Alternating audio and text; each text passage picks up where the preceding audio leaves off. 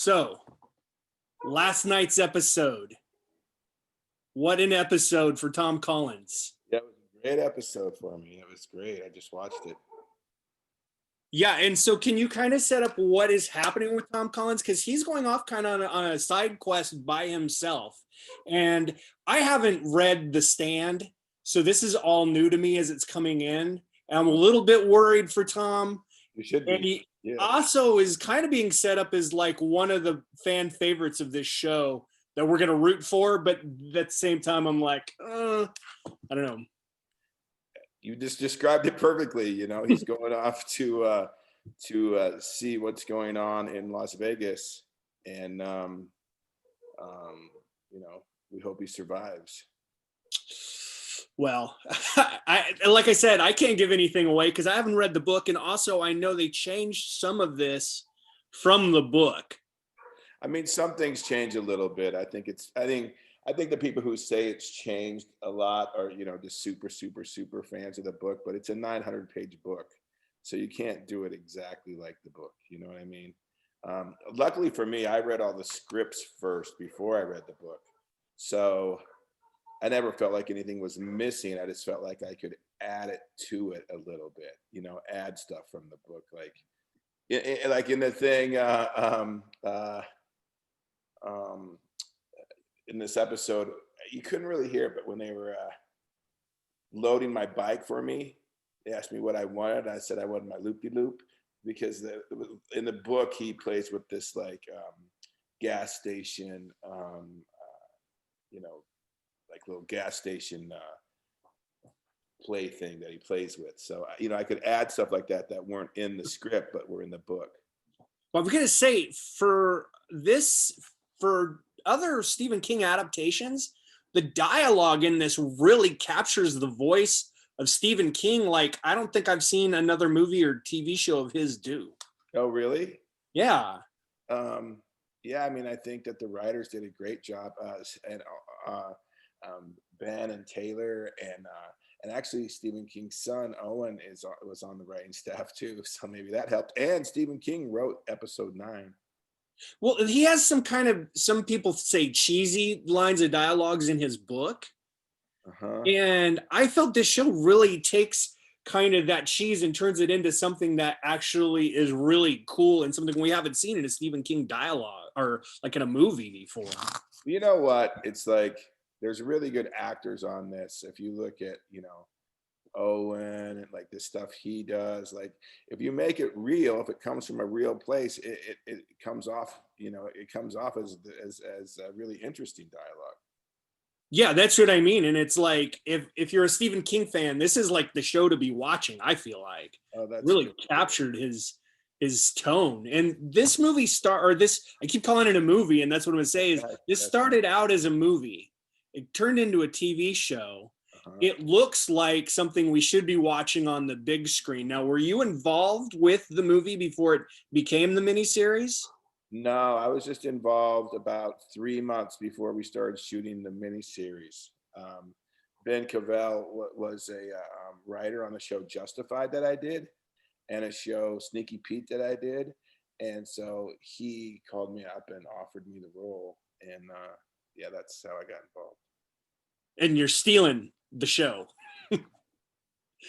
I'm getting a great response, which is really nice. You know, it's really nice. Well, it's the character's interesting. My brother used to work in a home and for people with disabilities, and just the character itself and how you approach it is a little bit different than anything we've seen. And it's really authentic from what I've seen working with my brother. Yeah, you know, I didn't want to play some, you know, one-dimensional, stereotypical, offensive bullshit character. Do you know what I mean? And yeah. I've had a couple people in my life. When I was a football coach in junior college, I had one of my weightlifting students. His name was Tom Evans. He came in there and he was handy-capable. That's where I got that line from. When I said handy-capable, he would say, "I'm handy-capable." But I made him the manager of the football team, kind of like that movie Radio. And so he was a very important person in my life. And then I've told some people before, this man who was a couple years older than me in high school. His name was Ed Reinhardt Jr. He played football for the University of Colorado, and he had a blood clot burst in his head when he was playing, and from then on he was kind of like Tom. Yeah, and I want to know, having not read the book, is Tom Cullen just a huge Dolly Parton fan, or did he find that shirt somewhere along the way and just put it on? Is there a history behind this? That's not in the book. Actually, I used a Dolly Parton song because I did research on head injuries. And a lot of times when people have a head injury, the way they learn to talk is by listening and singing music. And so I talk a little bit lower, but I want to talk up here. So I did this, my coat of many colors. Hi, my name is Tom Cullen, like that. So I kind of like learned my speech through that song, which the costume designer actually, so she put that shirt in there after all of that. So that was just kind of part of the TV show process. Wow. So that's kind of an ode to your process as an actor and kind of finding the way to do very that. Sweet. Yeah. Wow. Yeah. That's pretty neat. Now, I also, not to go off on the wardrobe, but last night, it's not really explained, I don't think, unless I missed something. Your character and your best friend there in the show are wearing this like new jacket, you know, the bright stripes, and you're both wearing these matching jackets. Yeah. What was kind of the message there? It's kind of like showing that these guys are like R2D2 and C3PO, where it's like, this is the team. It was just like, you know, in our minds, you know, when we left, you know, we had to pick up some jackets sometime, you know, because it was very cold there, you know. And so we just like literally just played that. We went into a place and they had two jackets, one size his size and one size mine, and I wanted to wear the same kind of jacket, and so we just had matching jackets just to show our connection. Well, I don't know if you watch The Walking Dead, but you know, it's a post-apocalyptic story where a lot of humanity is left. And on that show, what kind of always bothered me a little bit, just in terms of humanity, is how everyone kind of hates each other and how hard it is to bring all of these people together. With The Stand, in terms of your community, it seems like it was a lot easier to bring these people together into this one room and kind of are working together, as opposed to what we see on the other show. It's kind of a different aesthetic, I guess. And I like that it's more hopeful, even though we do have this bad guy that Tom's off to search for. Yeah, and then that's going to be, you know, very strong in the next few episodes. So you'll see that there is kind of two groups, you know, that group and our group. It just seems a little bit more hopeful on your guys' end than some of the stuff I see on The Walking Dead, which is just like brutally like nihilistic sometimes. Yeah. Well, maybe because The Walking Dead, you know, it's still happening. I mean, it's happening, but I feel like maybe the people in Boulder, they didn't get it. Do you know what I mean? So they need to start over. But I think it's really nice, though, like you're saying. Well, and I know Stephen King likes to do cameos in some of his shows. Last night, you got the Stephen King cameo. Is that the only cameo we're gonna see? And how did you wind up being the one of the only two guys that to get to have the Stephen King cameo? I don't know how any of that happened, and I really don't know what else happens in the other episodes. Oh, so you don't know if he could. Well, it's kind of weird now that they put him in the way they put him in. I don't want to spoil it for anybody that hasn't seen it. It's almost an Easter egg more than a cameo, but.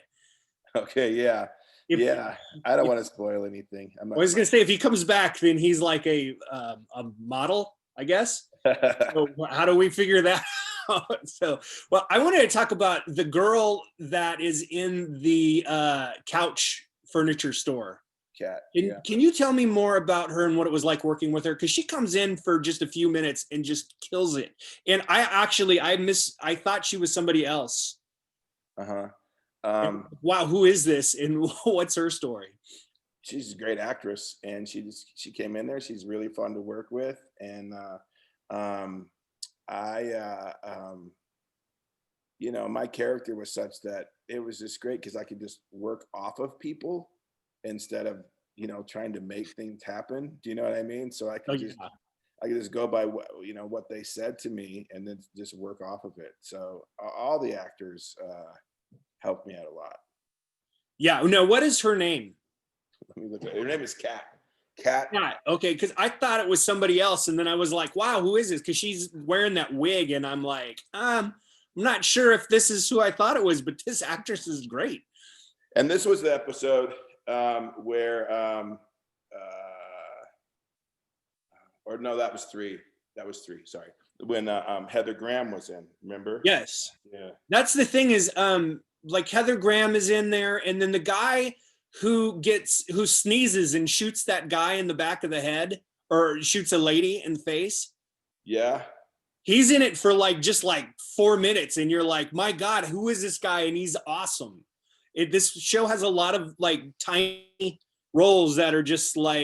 I think a lot of people wanted to be on the show. You know what I mean?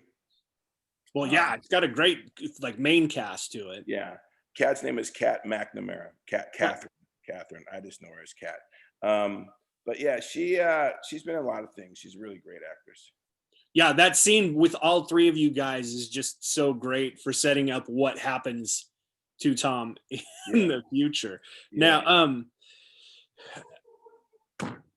I want to say the Dome was a Stephen King show that came, and it was supposed to be 1 season, and then they stretched it out to 3 or 4 seasons. Uh-huh. With The Stand, there's just 1 book. This is just gonna be 1 season, right?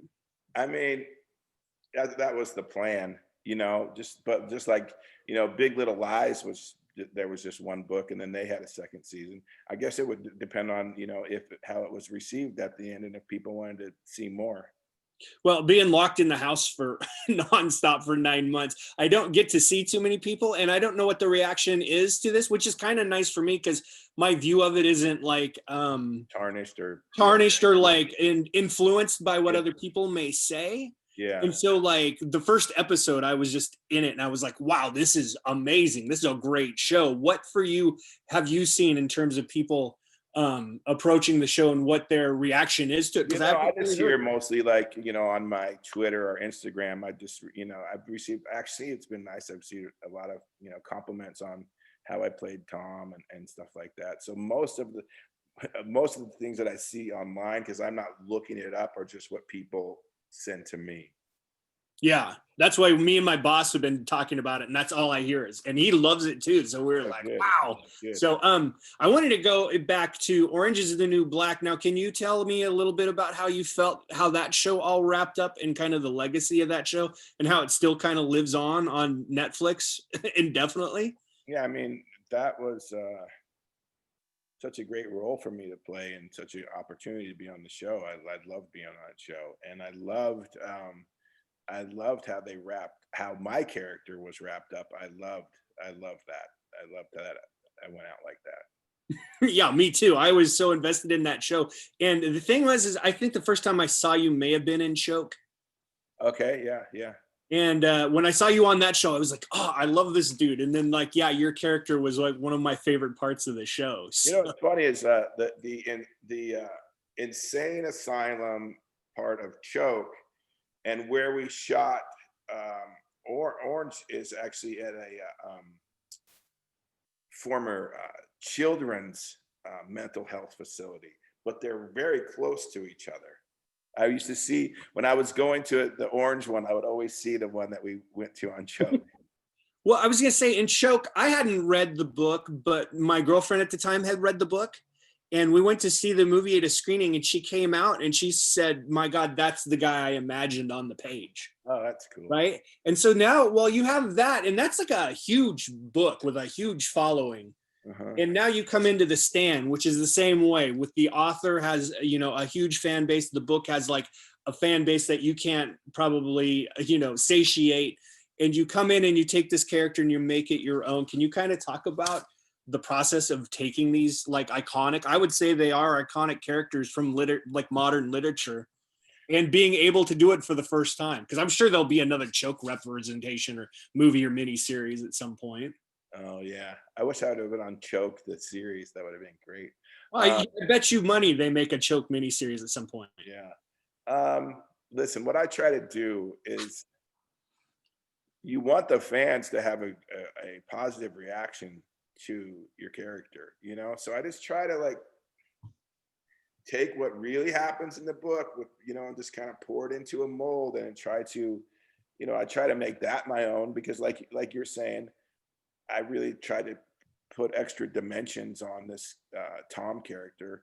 And I really tried to, like I told you, the man I knew, Ed Reinhardt Jr., like he said after he said, "In here, still me."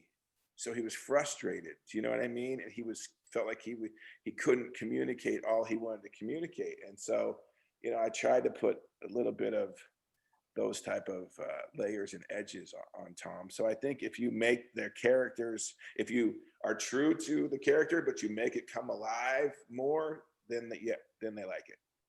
Well, and the interesting thing about the show, and talking about some of those actors that just come in for one episode and kill it, in terms of your character, Tom Cullen, we didn't actually see him until episode 3. Right. And it's interesting to me how this show is taking the time to actually build these characters and make them important and make you feel like what they're going through.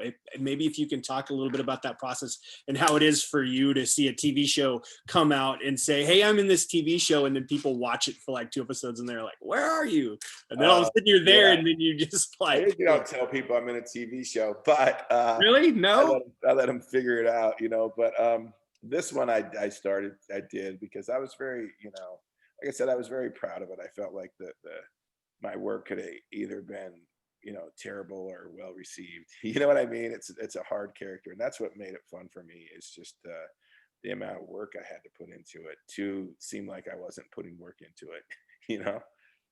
What's funny is so you don't tell your friends or family, and they're just watching something, and all of a sudden there you are, and they're like, "Oh my god!" Yeah. I don't tell friends and family. No. Yeah. That's funny. So do you get like the reaction right when like this episode airs on a Thursday night, and then all of a sudden you get like text messages from anybody, or do you not hear from anybody? Yeah, no, I hear from people, or my mom says, "Yeah, they said you're on this show. My neighbor said you're on this show," you know. But yeah, I have friends, and you know, text me and Instagram me and stuff when they come out. They're out, Brad. I didn't know you were in this, you know. Well, I know you can't say much, and we're all anticipating the next couple of episodes. What can you say about these upcoming episodes, and maybe hint at Tom's fate a little bit? The people that read the book know, but like I've heard, they've changed some subtle things. Yeah, I would say, you know, I don't know if it's the next one, but in the next couple of episodes, you spend more time in Vegas and what's going on there. And, you know, Boulder sent 3 people to Vegas, and it doesn't go well. Yeah. Well, how many more episodes do we have? I didn't look at the episode. I think there's 9 total. No, okay. So 5 more. 5 more. This is going to be insane. Now, I wanted to ask you about the ending, because we've heard that Stephen King went back and wrote a new ending specifically for the miniseries. Had you read the book, and do you know how the show ends? And can you kind of talk about the new ending compared to what was in the book in the original ABC miniseries? I didn't see the ABC miniseries just because I didn't want to watch it and then try to duplicate it or not duplicate it. Do you know what I mean? Yeah. It would have been in my head. Obviously. But it's a little bit different from the book. But to be honest with you, I only read the last episode the one time when I got the job, and then I've done so much since then, because I don't want to know things that my character doesn't know sometimes. So I'll read the whole thing so I know it. But then when I focus, then I just focus on kind of my journey. So, but it's a little bit different. But he's wanted to rewrite it for a long time. Yeah, that's what I read. So and like I said, I strangely have never read The Stand. Oh, well, I hadn't read it either. And like I said, I read the scripts first, and then I started reading the book. And then, you know, I was shooting Manhunt in Pittsburgh before this. And, you know, whenever I was driving around, I'd listen to the book. And then when I drove from there to Vancouver, I'd listen to the book on tape the whole time. Well, I was gonna say, is your character right now? He seems like he's a sweetheart. Is there a violent streak to this man that you can talk about, or is that again going to give something away? Um, I don't think there's. I just think there's a protective streak and a loyalty streak. Um, he's not a violent guy, but obviously he's survived. Well, yeah, he's the guy that they picked for this mission. So, yeah, and once you understand what's going on, it makes sense to everybody. Yeah, totally. So, well, I really hope he makes it because it's a character I've fallen in love with, and I like this whole cast is amazing, and just the yes, right. I and mean, dialogue, everything is great. It's crazy. Yeah, Jovan, I was watching was that in episode 3 when he was in those tunnels, with Heather Graham. Like he was just his storyline. He was just so good. He's so good. So much good stuff in this, and it's on CBS All Access. Possibly it could go somewhere else after it gets done with that HBO Max. I'm not sure what their plans are. Oh, really? Yeah. The show I was telling you about, Manhunt was on Spectrum, and then it was on CBS, and now it's on Netflix. Well, you know what? I think CBS All Access is going away completely, and it's becoming Paramount Plus. But don't quote me on that. I don't know for sure. I heard something about that it was all switching to strictly Paramount, which is weird because Paramount has an agreement with Netflix. So who knows where the stand could end up. I just know a lot of people don't have CBS All Access. I know. So it's hard for people to see this. Yeah.